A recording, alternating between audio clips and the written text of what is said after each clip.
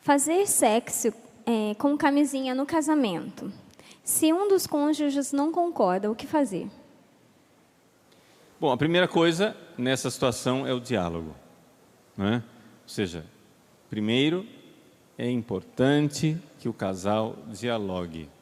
Mas, se uma das pessoas, geralmente aqui no caso, o homem, né, insiste nesse tipo de atitude, a mulher deveria responder como ela responderia a uma pessoa que está lhe pedindo algo injusto. Ou seja, negar. É necessário negar. Por quê? Porque o marido não tem direito àquilo. Ou seja, existe o direito conjugal. E é interessante a gente notar que isso que nós estamos dizendo aqui é uma coisa que a sociedade, às vezes hipocritamente, reage com 2 pesos e 2 medidas.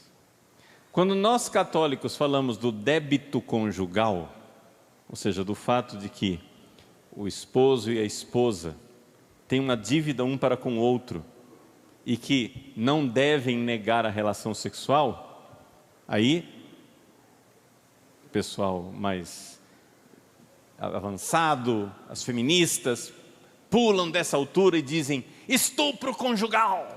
Imagina, se a mulher não quer. Ninguém está falando em estuprar ninguém, não é? Pelo amor de Deus, é um casal, haja harmonia, mas que existe uma dívida, existe o débito conjugal, não é? De um para com o outro, do marido para com a mulher, isso é evidente, e para negar aquilo que é devido, é necessário que haja uma razão.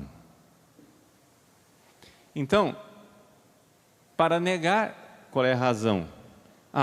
Não estamos no período fecundo, e eu não posso engravidar agora, porque eu acabei de passar por uma cirurgia, e isso vai ser muito sério, muito grave para a minha saúde, eu não posso engravidar de jeito nenhum, estamos no período fecundo, não dá, eu sei, eu conheço o meu corpo, diz a mulher, não posso. Então ela tem todo o direito de dizer, não quero.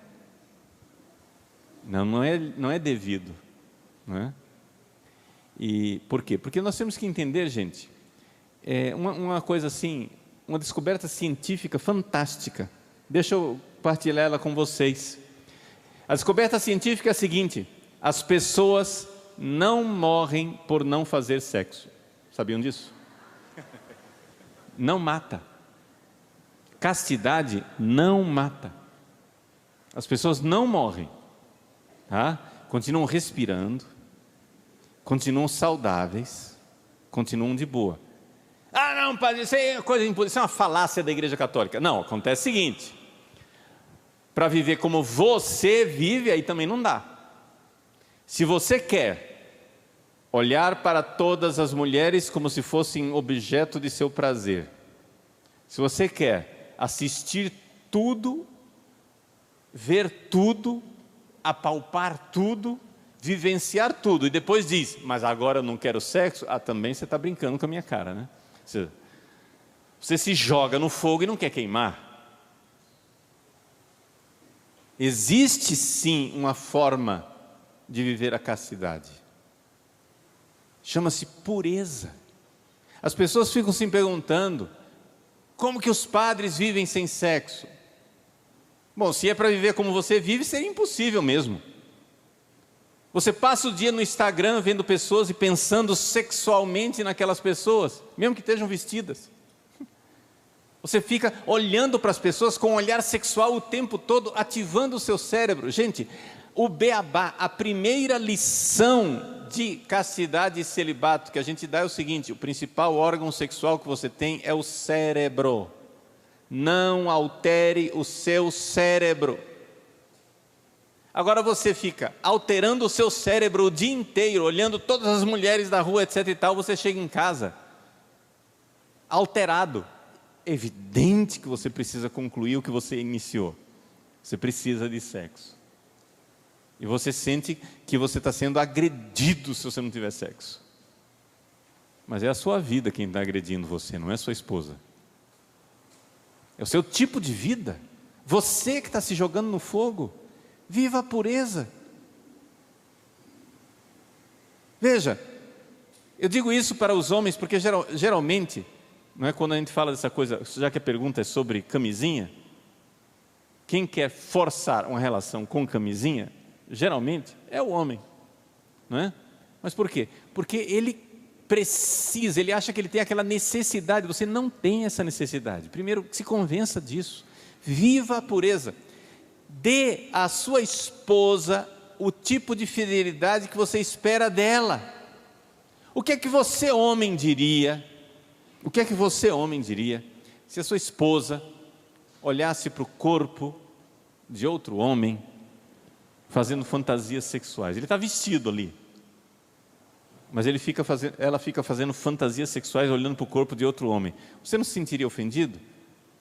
A maior parte dos homens responde: claro, padre, que é isso? Para, que brincadeira é essa? Até dói só de pensar nisso. Pois é, então dê à sua esposa a fidelidade que você espera dela. Dê à sua esposa a fidelidade que você espera dela.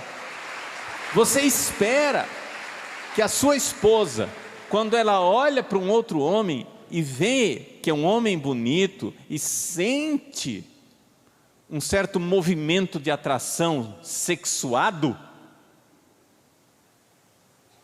você espera que ela faça o quê? Que ela desvie imediatamente, que ela reaja, né? Por quê? Você espera que a sua mulher reaja como se você estivesse vendo todos os pensamentos dela. Então faça o mesmo. Para de ficar alterando o seu cérebro o dia inteiro. As pessoas ficam alterando o cérebro o dia inteiro em movimentos na direção do sexo e depois reclamam que não conseguem viver sem sexo. Gente, não dá. Assim não funciona. Aí de fato a castidade, a pureza, o celibato é impossível. Então o ritmo da moral sexual normal chama-se pureza. Esse é o estado no qual todos nós deveríamos passar o dia inteiro. Não é porque você está casado, não é porque você está casada que você tem licença de ficar pensando em sexo o dia inteiro. Você está se envenenando. Ah, mas eu estou pensando com a minha esposa. Pois é, para com isso, seu louco. Por quê? Porque você está criando um movimento cerebral que você não necessariamente vai ter oportunidade de satisfazer. Você está se jogando no fogo. Daí nascem os adultérios, daí nasce a pornografia, daí nasce a masturbação. Daí nascem as violências domésticas. Daí nascem, sim, os estupros conjugais, entre aspas, quando não há diálogo e um fica forçando o outro para uma relação que, no fundo, não precisava ter sido provocada. Obrigado, Padre Paulo. Estamos no último minuto, mas deixa o professor Felipe, quer fazer algum acréscimo? Olha, eu acredito que falta pensar numa coisa aqui. Tenho visto, viajando em contato com muitos casais, sofrimentos no relacionamento, muitas mulheres reclamando, que às vezes tem perguntas em muitos lugares que a gente vai, situações parecidas com essa. Então, o que me ocorre falar disso, né?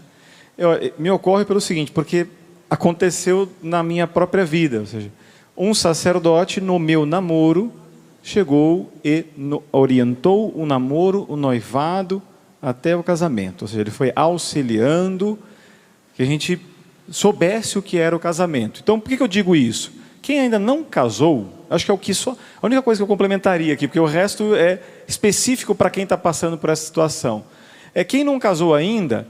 Olha, tem gente assim, olha, nossa, encontrei a pessoa da minha vida, 2 meses depois casou, né? 3 meses, aí depois, 4 meses depois separou, né? Então, olha, precisa de um tempo de preparação, e esse tempo de preparação, Eu me recordo, olha, o sacerdote me dava vários livros para a gente poder ler sobre a beleza, a grandiosidade do que era o matrimônio, para que depois você não reclame no matrimônio de situações como essas e outras mais. Porque você está se preparando, você está olhando, conhecendo profundamente as realidades. A coisa mais simples para poder ver com quem você está casando. Você está casando com um egoísta. Uma das perguntas que o padre mesmo me fazia para que eu fizesse para ela e ela fizesse para mim era: você quer ter filhos? Quantos filhos você quer ter? Só para saber se a pessoa queria. Porque se ela falasse, não, se ela não quer ter filhos ou você não quer ter filhos, olha, não dá para casar, né? Então era uma pergunta básica. Isso a gente já sabia que ter filhos a gente queria ter, mas também tinha que ver nível de egoísmo. Eu me lembro de ir no mercado fazer uma compra, né, namorado, e peguei o carrinho, né?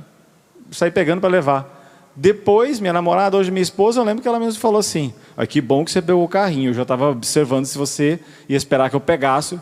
Eu olhei, nossa, era um teste? Não tava, ficar mais atento, né? Estou dizendo isso por quê?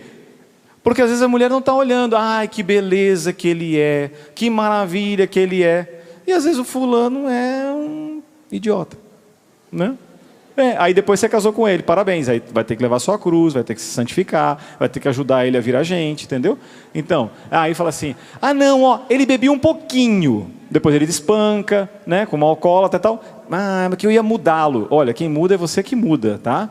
Você reza por ele e tudo mais, mas é a pessoa que vai mudar. Então, para não tomar sustos do casamento para quem ainda não casou, conheça antes. Papa João Paulo I, numa carta a um casal, ele mesmo fala: mulher, guarde a si mesmo.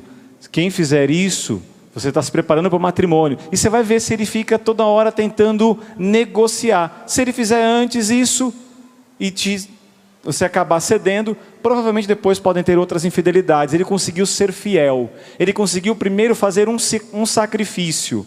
O qual era o primeiro sacrifício? Porque todo sacrifício é filho de uma outra virtude, que se chama obediência, diria a Beata Conchita.